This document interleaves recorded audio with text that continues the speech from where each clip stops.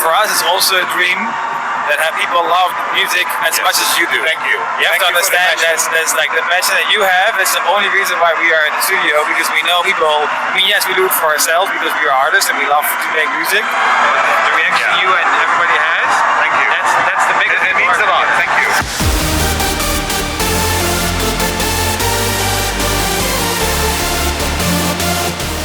Bueno, muchachos, bienvenidos. Estamos aquí en Exclusiva para Hard Dance Perú con nada más y nada menos con Showtek, mucho. Guys, how are you? I'm doing really fine. Before,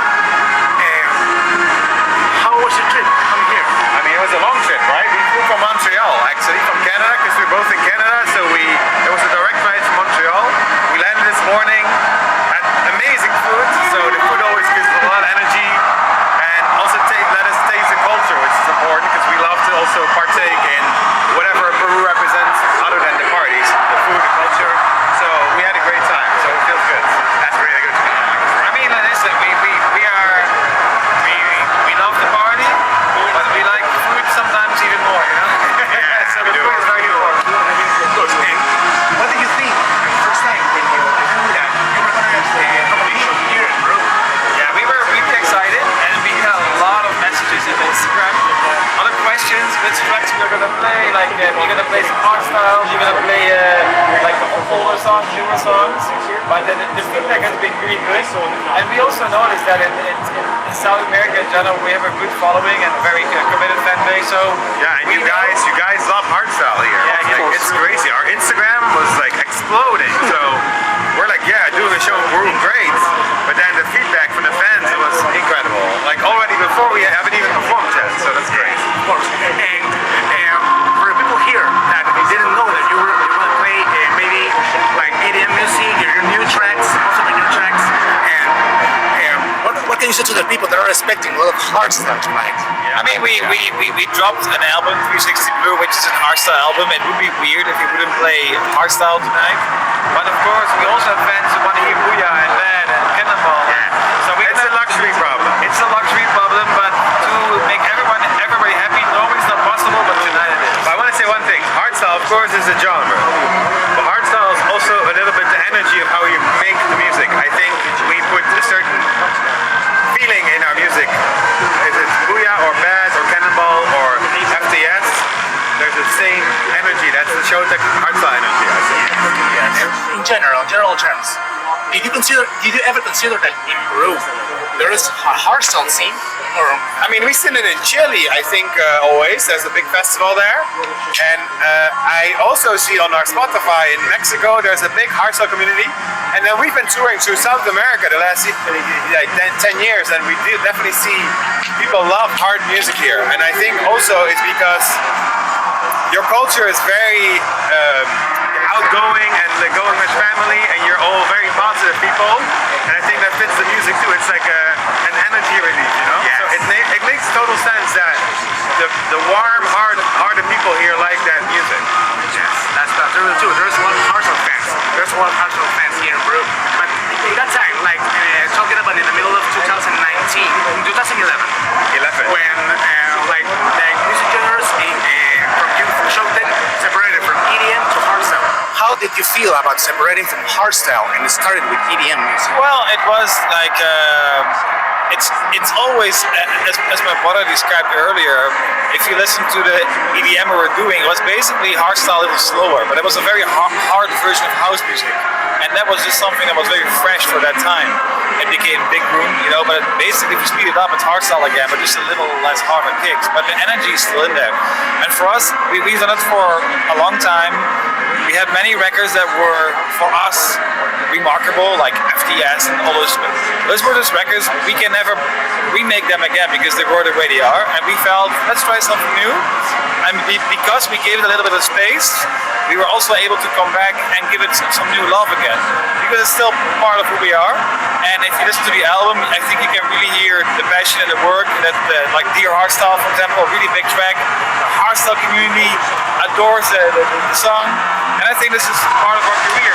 Like 1 week we go hardstyle, and the next week we go a little different. But that's Yeah, and the reason is, like, if you feel like you cannot add anything, you have done everything,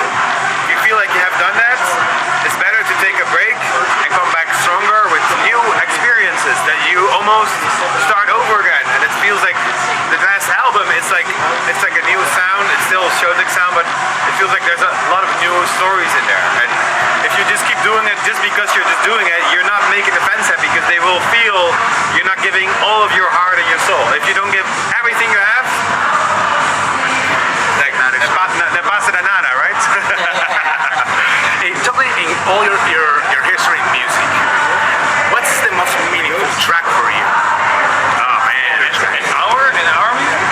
Your music. Showtek songs? Showtek songs. Since the beginning, like we started producing the Well, first track. I have to say, the impact that FTS had on our career and still has nowadays, that's very unique because I think it's a real fan base song. That song, I mean, it became more than a fan base song, but it started with a fan base song. Eventually, it became like hardstyle for everyone, and then it became even like the new techno. Everybody's playing FTS again, like Rangers Zonneveld and Charlotte de Witt. So I think that song is a very like it's like timeless forever. But to be honest, if we play Booyah or Bad, oh, it's hard to say. That's really hard to say. But now with the newest music, separating FTS, how do you consider your hardstyle? Yeah, I mean that's like very fresh. It's only a year old. It's exactly a year old.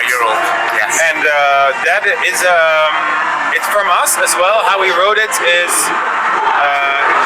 with Earl, of course. We were in the studio in LA. It's a tribute to how thankful we are to the industry and the passion all over the world, the energy that the people have given us, and the opportunity to do this for a living, and to have the music to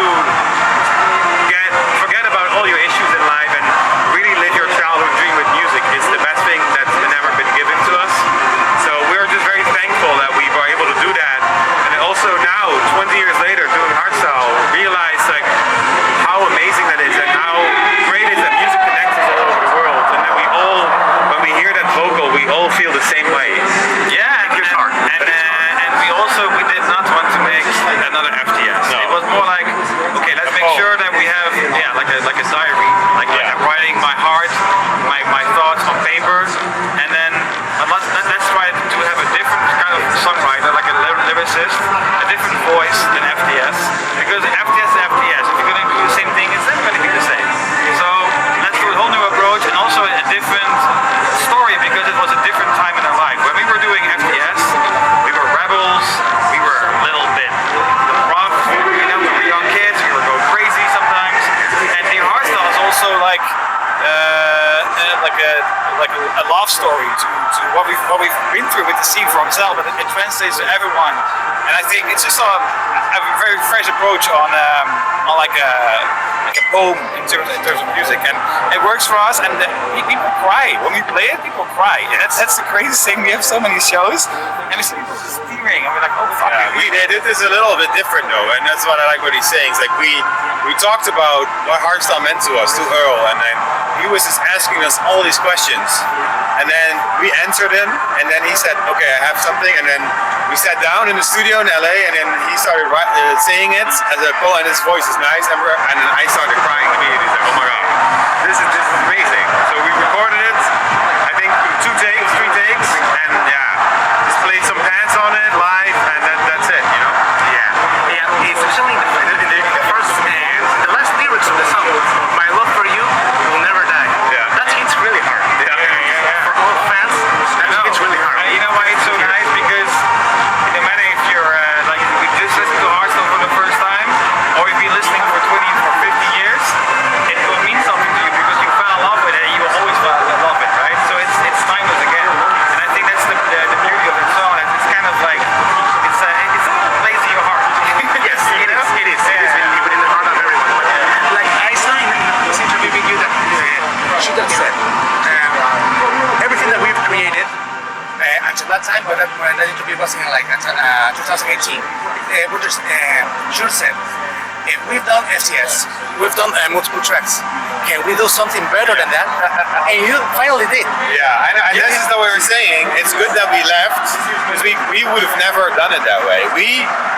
We also stepped away, and sometimes you step away, you get a broader vision of life. What life is given to you, for the choices you've made, the opportunities you've been given, and if you step back from it and go back and put that into a song, you can feel like, okay, they left, but their heart never left. And that's it. That is correct. For most of the hardstyle fans, in Climax. Yeah. We saw you the first time. First time in in Eindhoven. 2006. Oh, okay. Then 2007, 2008. And see, when are we going to Showtek back in Climax? And then last year happened. Everything came and we saw the lineup. Showtek is coming. Everyone was crazy. Showtek is finally back at the Climax. How can you? What can they tell us about the return of Showtek? There's two things, right? Yeah, you can tell. Okay. The first thing is they wanted to be honest. That's an honest story. They wanted to do like a kind of a tribute to our legacy, but we were in the studio going over songs and just let's make some remixes from like Tamara and FTS and stuff. We speak music. Yeah, we speak music. And then we were like, yeah, but we cannot come to Climax and not have new music. So then we said, okay, let's make 2 new songs. We had 2 new songs with Sub-Zero, and then we already did the hardstyle. Like, let's make a whole album. So we did a whole album in 4 months. We had so much Because Climax gave us so many ideas, like, okay, we have to go, and then we're gonna go, and then we're gonna do a solo show in LA and Australia, and then everything started for us. And that's what I noticed in the latest performances, that Shurt is on a mic and Walter is on a deck. How do you get like separated in that way? I mean, we've been doing that a long time. We doing that a long time. I think it happened very early on when we were both DJing and we were brothers. You know, do you have a brother or sister? Do you have a no? Okay. I don't personally. Maybe a cousin or a nephew. And sometimes when you're together, you just punch it, right? So when we were DJing a lot back in the days, he was like, "I want to mix," and he was like, "No, I want to mix." And Sharing then the decks. Our manager back then said, "You know, maybe one of you guys," Marcel said, "Why does not one of the guys go on the mic when the other one is DJing and maybe speak to the crowd?" We did it 1 time and then 2 times, and then it was like, "Oh, this actually works." And then we just So since 2011 already. yeah, not earlier, 2008. Yeah, 8, 7, 8, yeah. That's when you started to sharing the stage, like Yeah, it makes more sense. It's also more of a live, and we also had singers. So sometimes 2 singers on stage. So sometimes it was 4 of us. MCing, 2 singers, me DJing. Yeah, so it just makes more sense. It feels more like a live act for us, not like just DJing. Like feel like we have a real act on the stage, you know? Like it's recognizable. There's a dynamic. We know what we're doing. I hold the music. We always know what's happening. We don't have to talk. We just look at each other. And we do. yeah, that's correct. So I know you're doing the interview, but I have one question. What is your favorite Showtek song? My favorite show is Climax is our favorite show. The song. Which song? Showtek song. Showtek song. You can only pick one. I pick just one. Now you have to pick The latest one's favorite song. He's tired of me Which playing one? his favorite song. That's his song, but he's tired of me playing over and over again favorite song. And Ecstasy, your cause with Wild Styles. Yeah. I love the tracks because I love how the energy starts with favorite song, and then the kick, the hardstyle kick comes in, and it's amazing. Yeah. I love the track. Really, I love that. I love that track. What can hardstyle fans can expect from your set tonight? I think, we'll definitely play high energy tonight. A lot of hardstyle, a lot of our own stuff. We have some new music that's kind of in between hardstyle and EDM. I think we have to not even enough time to play. No, I don't know. We're gonna kind of freestyle. We don't really. Sometimes we discuss, but tonight's more like see what happens. Let's see what happens. Yeah. There's a lot of people waiting, a lot of hardstyle today, and by the way, we have a gift for you. Like what? This is a drink called Pisco Machalado for you. This is nice. Thank you. This is a really special Bring it gift. to Costa Rica tomorrow. 40%. This is gonna make me pass out. So what is it exactly? It's Pisco. It's called Pisco. It's an alcoholic. All right. It's from grapes. Okay. Oh. Nice. Thank you so much. Nice. Awesome. We'll take it. We'll take it with us. Thank you so much. Thank you. Thank you so much. You're welcome. You're welcome. Thank you. And I think that's it for today. Yeah, great. Let's see what we're gonna have a really exciting and emotional party today with you on the stage, seeing you on the stage for the first time ever since we see you playing. It's a dream. It's a dream. Okay, great. You know what? And for us, it's also a dream that have people love music as much as you do. Thank you. You have to understand that's like the passion that you have is the only reason why we are in the studio, because we know people. I mean, yes, we do it for ourselves because we are artists and we love to make music. The reaction you and everybody has, Thank you. That's